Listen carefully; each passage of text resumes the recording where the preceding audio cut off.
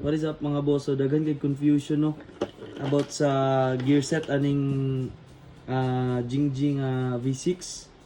So atong i-open aron nato yung makita kung naka 13.1 bagid siya.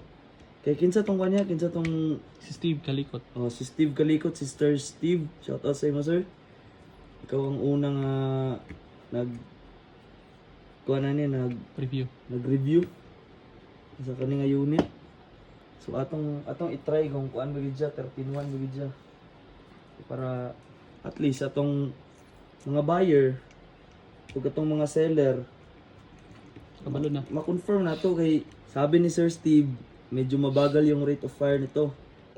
So tignan natin ngayon kung ano ba talaga, naka 13.1 ba talaga siya. Pero ang napansin ko guys, yung stock spring niya, hindi ko lang alam pero para sa akin, mas malambot siya compared sa ibang stock na unit. Unused to guys unused. Hindi pa to na-compress na nakasalpak na dito. Pero feeling ko lang, mas malambot siya. Kaya gusto kong malaman kung... Kasi medyo mababa yung FPS niya guys. So ito guys, naka MOSFET na to. Stock MOSFET niya. Naka-bearing na, no? Di na siya bushing type. Bearing. Naka-bearing na siya guys. So mas maganda to. Para sa akin guys, mas maganda yung naka-bearing type. Meron namang mga hard bushing talaga na sobrang solid. Pero sa atin na mga gel blast na compared sa stock na bushing, yung stock na bushing kasi guys madaling maubos. So sino yung nakatry dito na sumayad yung gears nila dahil masyadong malambot, naubos yung yung hard bushing or stock bushing pala. Kailangan yung tanggalin to dito malsek. Try natin i-open guys dahil bago pa, medyo may katigasan pa. Sundot lang guys, dahan-dahan lang sa pagsundot.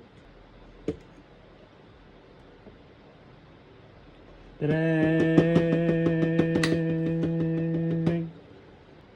So, ito yung stock niya. Naka MOSFET na.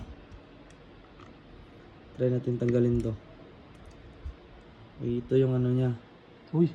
Okay, so sadly hindi siya double O-ring guys. CNC siya pero di siya double O-ring. Kaya pala medyo maluwag at nag-air leak siya. So ito. So para sa akin, pag bibili kayo ng ganito, mag-ano na kayo. Mag-upgrade na kayo. Kasi hindi siya air sealed. Tinabunan ko na ito guys Hindi siya air sealed. Pero pag ganito, no problem. Kaya pala. So ito yung problem guys sa mga ito naman yung common issue ng mga stock kahit na hindi ganito or ito yung common issue kaya mababa yung FPS niya guys. So ito try natin tanggalin yung gears niya, tignan natin kung ano ba talaga 13.1 ba or hindi.